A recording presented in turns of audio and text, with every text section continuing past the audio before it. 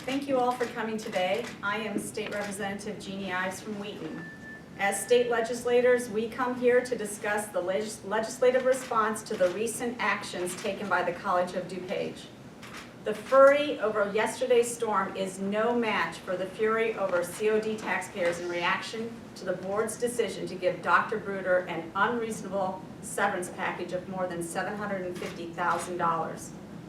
Over 400 residents, teachers, students, and taxpayers came together last Wednesday night for over 3 hours to speak against the board and the generous buyout of Dr. Bruder's contract. Many questions remain surrounding the board's sudden decision. Guarding local control in our communities and protecting taxpayers from the actions of rogue local boards requires precision in policy making at the state level. Each of us will highlight one of our legislative remedies to prevent this type of costly buyout conducted with little transparency from happening in the future. Most of the ideas presented today are not finalized yet, and we expect bills to be filed later this week. The legislative initiatives we present are not an exhaustive list.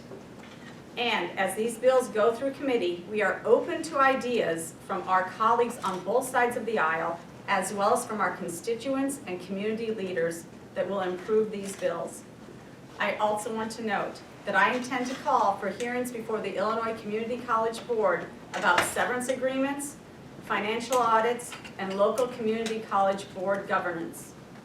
I want to publicly thank COD trustee Kathy Hamilton for her unwavering courage to stand up for taxpayers and to be the single responsible no vote on the severance package. Ms. Hamilton is especially qualified to be a trustee, holding both a CPA and an MBA degree and with experience in the corporate world analyzing financial positions of companies. We need to listen to her calls for independent audit committees and new rules on employee contracts. I want to thank the watchdog groups who spent their own resources on behalf of our residents and insisted that our state laws are followed. They went so far as to file a lawsuit to force COD to comply with the Open Meetings Act. We owe Kirk Allen, John Kraft, and the folks that opened the books our thanks. Today, we stand with you in restoring good government practices in the state of Illinois. Today, we rededicate ourselves to the idea of true public service. This service belongs not to any party, assembly, or board, but to the people of Illinois. The bills we offer today will make it easy to distinguish and empower the principled and the honorable over the opportunistic and the unethical. Ultimately, we will help to move the state forward with judiciousness and foresight. I intend to refile my collective bargaining contract transparency bill from last year. This bill will require that all employee contracts with compensation amounts greater than $150,000 must be publicly posted on the unit of government's website for 14 days and must have a public hearing prior to approval. This bill includes union contracts where after substantial negotiation is done, but prior to ratification of the contract is also posted and a public hearing is held. In the case of COD, had this bill been in place, the public would have had ample time to view the contract, discuss it with the trustees prior to the vote, and, I believe, put enough scrutiny on the improprieties of the contract that alternatives would have been sought. I will now be followed by State Representative Mark Backnick. Thank you once again for coming. What happened at COD, unfortunately, probably isn't the first time something like it has happened, and it stems from having 7,000 units of government, where the next state is, I believe, Pennsylvania, with about 4,000 units of government. You often have candidates who run for these board positions running unopposed, or sometimes they're vacant. They have little public scrutiny, and they have little oversight. The bill that I proposed actually came out of something that happened in Plainfield, with Plainfield Park District, where the board had spun out of control. I've advocated since that time for a local recall bill that would allow local officials to be recalled for negligent behavior if the citizens so deem to recall that individual. It's a simple idea, and I believe it will for some transparency and force board members to think twice before they do the type of things that have happened both in Plainfield and at COD. The next bill is going to be introduced by Representative Margot McDermott. Thank you, Mark. I'm State Representative Margot McDermott. I have already introduced House Bill 303. This bill adds severance agreements to documents that are discoverable under the Illinois Freedom of Information Act. This is a bill that was filed by my predecessor in the wake of the Metra scandal. As we can see, we still have this sort of sweetheart severance deals playing out in Illinois. It was a good bill then, it's an even better bill now, and I would like to see us move forward on making these type of severance agreements open to public scrutiny. Think about how many tax dollars, how many months and hours of work it took for taxpayers to get that money that's being used to fund this severance agreement. I think everyone in Illinois is entitled to know everything about that severance agreement, not the little bits that COD has reluctantly been forced to divulge. So, Bill 303 is looking to make these severance agreements discoverable under the Freedom of Information Act. Our next representative to introduce his bill is Peter Green. Thank you, Margot. My name is Peter Green. I am the state representative for the 48th district. I have in my district the College of Dupage and its surrounding communities. I also am a First Amendment attorney. It's my day job. This board at COD has committed a betrayal of the public trust. And what my proposed bill would look to do is to stop entirely these sorts of severance agreements. It's good that we are here today on Groundhog Day, because this is not the first time it's occurred. Now, I am introducing it, and I would like to call it the Bruder Rule. When we look at this particular college president, he has been a multiple bad actor for various community colleges, and I think it's time we name some legislation after him, instead of the other things that have been brought up as being named after him. So my bill would prevent, going forward, any agreement from having more than 1 year's salary and benefits as severance. That's a good maximum. That's enough if you had to draw or attract a college administrator from out of state. That would be enough in terms of a return to guarantee their job security. As well, for current severance agreements under the Contracts Clause of the United States Constitution, we can't regulate those, or we can't impair those contracts. For that reason, I would also propose that for those agreements, for every year's severance that gets paid out, more than one, that community college board cannot then raise the property taxes or the tuition and generally applicable fees of that college. The idea is this: the taxpayers and the students did not make this mistake. It was these unaccountable college boards. And so the taxpayers and the students shouldn't have to pay for it. And now I'd like to introduce my colleague Ron Sandak, who's my neighbor to the south, who will conclude this. Thank you, Peter. Thank you all for coming out on such a weather-challenged day. I am Ron Sandak. I represent the 81st District, which does not comprise COD, but obviously a lot of students from my district do attend that college. Look, you've heard from my colleagues, there are diverse opinions as to how to react, unfortunately, to a really distrustful and, as Peter said, it was a betrayal of the public trust situation. How to do that, good people can disagree, but this caucus is committed to working with all our colleagues in our caucus, as well as Democrats on the other side of the aisle, to come to good conclusions so that we don't see a repeat. Margot talked about Metra. That was disturbing. COD, unfortunately, seems to be a cherry on top of the severance cake. My bill, which is yet to be filed, would permit local units of government to continue to maintain their autonomy and govern locally, but would not, frankly, permit any more incentives by using state monies. So in the instance of COD, if my bill were in place, COD would have forfeited approximately $765,000 in state aid.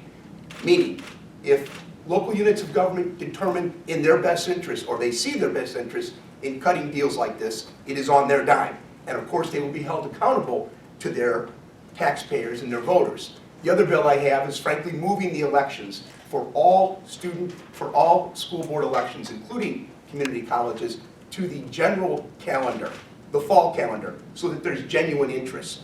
For far too long, school boards have gone under the radar. Elections have come and gone with very little participation. And unfortunately, that's a lot where tax dollars go. In my district, about 70% of the tax dollars go to school boards. And very little attention or time is being brought to bear on that. So again, I have an election bill, and I won't call it a penalty bill, but I'll call it a local transactions bill, which permits continued local autonomy, but without state aid or state dollars, because those tax dollars are sacrosanct. I think we're going to see in the State of the State tomorrow that many local municipalities will be on their own, and they're going to need to govern themselves a lot better, and frankly, taxpayers will hold them accordingly. With that, I'm going to ask my colleague Jeannie and I to step up again. We're open to any questions. If you have questions, Christine, you want to say something? Sure, absolutely. I'm sorry. Thank you. Thanks. Thank you, Representative Sandak, and I would just like to add that it was an egregious move by the College of DuPage board to tie our taxpayers' dollars to such a move that really puts the taxpayers in peril. And I would like to see us continue to put pressure on the College of DuPage board to reverse this decision. Thank you. Yeah, introduce yourself. That was Christine Winger. Give her your. Representative Christine Winger, and a large part of my district is within DuPage County. Thank you. Steve Anderson just joined us as well. You want to say something real quick? Sure, thank you. Good morning, everyone. My name is Steve Anderson. I am the state rep for the 65th district, which covers Kane and McHenry counties. The large part of my district does not involve the College of DuPage. However, the outrage that my constituents felt resonated very directly with me.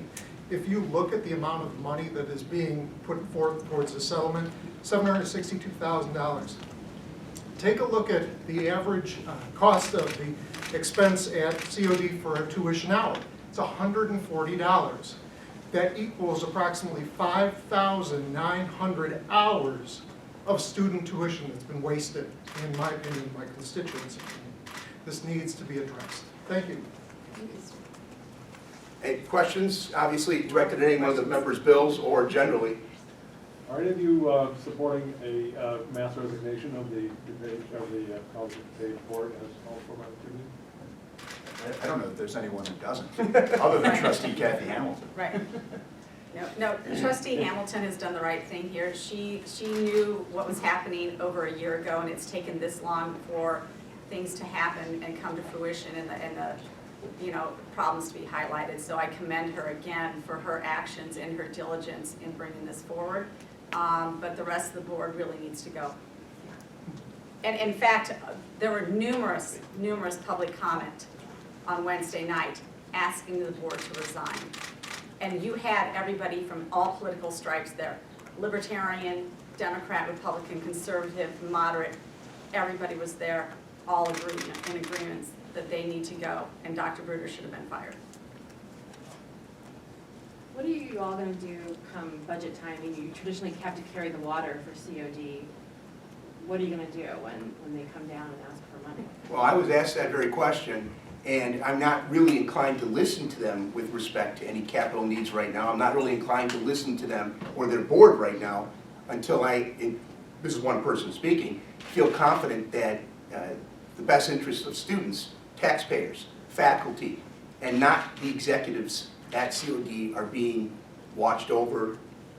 And frankly, I think they ought to attend to their business first before asking the state for any dollars. At least that's my attitude on that.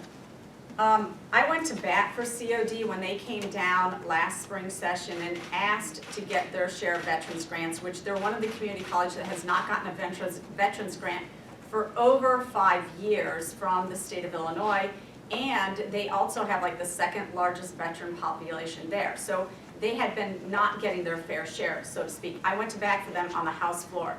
And I told those trustees that night, Wednesday night, when I spoke before them, I said, you have diminished our credibility with our colleagues down there when you do contract buyouts like this.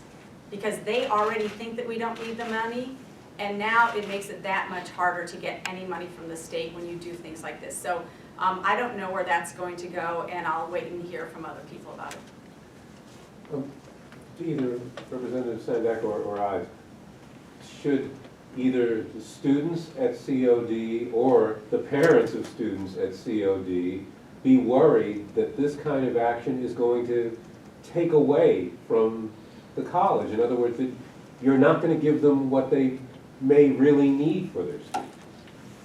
I mean, how can they prove what they're doing? Well, that's where it really gets difficult, because the taxpayers and the students and the parents are not the people that we want to punish.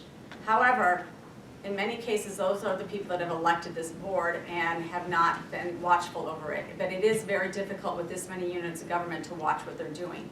The bad actors in this case are the board members who allow this to happen. I would also say that the bad actors in this case are some of the very senior administration people and quite frankly, their legal staff that put some of this stuff together. I mean, what were they thinking when they write contracts like this, quite frankly?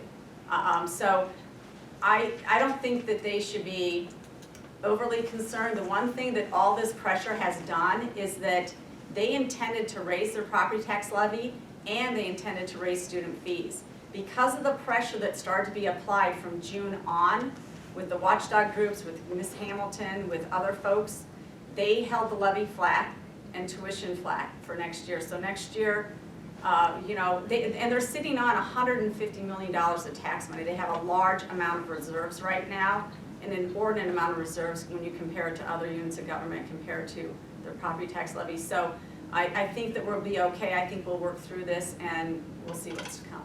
Any more comments? Yeah, I would just add, no one wants to be punitive to the students of COD, their parents, the faculty, or any of the innocent victims, including, frankly, most of all taxpayers.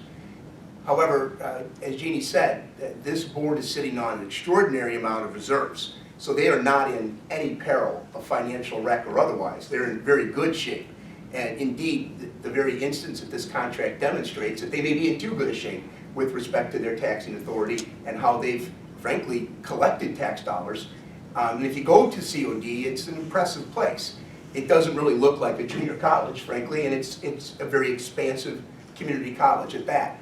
So no one up here has anything, any ill will towards, and frankly, anyone. We're shocked and saddened by the acts of a board, a renegade rogue board that certainly acted in contravention of its taxpayers and weren't listening at all. And the reforms that we all speak of, frankly, are good government reforms. And by the way, again, there may be other bills that come. Nothing will be punishing this college. It will be, frankly, helping this college in its long-term viability because it will rebuild trust with taxpayers again. Go ahead. I mean, I would say, as someone who knocks on the doors of the constituents who live right next to COD, the college has not been a good neighbor as of late. And I would like to see us not punish the taxpayers and the students if possible. And for every representative who represents any part of DuPage County, you either yourself have gone to COD, you have family members who are there now, friends who are there. I mean, this is a community treasure, and it has been tarnished by the actions of this board. I love some of the proposals that have been made by my colleagues about electoral reform. Up to this point, you've got a board that is being elected. It's unpaid. There are 600,000 registered voters who elect this board on an at-large basis. So who has an impetus to vote in these elections or put forward candidates? Only people who have fiscal interests in the college. So moneyed interests are the only ones that have been interested in this college board up to this point. So changing some of those incentives to elect the board may be of help going forward. And again, we'd like the media's help in terms of shining light on the April election of that board. Representative Sandak, you mentioned we might be hearing something about local government in the state of the state. What are you expecting to hear? Well, I'm expecting to hear transformative stuff from this governor that may bear on this issue and others. But for focusing on today, what I think we're going to, frankly, move forward with as a caucus are ways to solve problems, offer reforms that I think will be helpful to this governor. I think will be welcomed by the governor. His entire platform has been, frankly, reshaping the state, and I think this is an area where some major reshaping ought to occur. Great, thanks everyone. Thank you.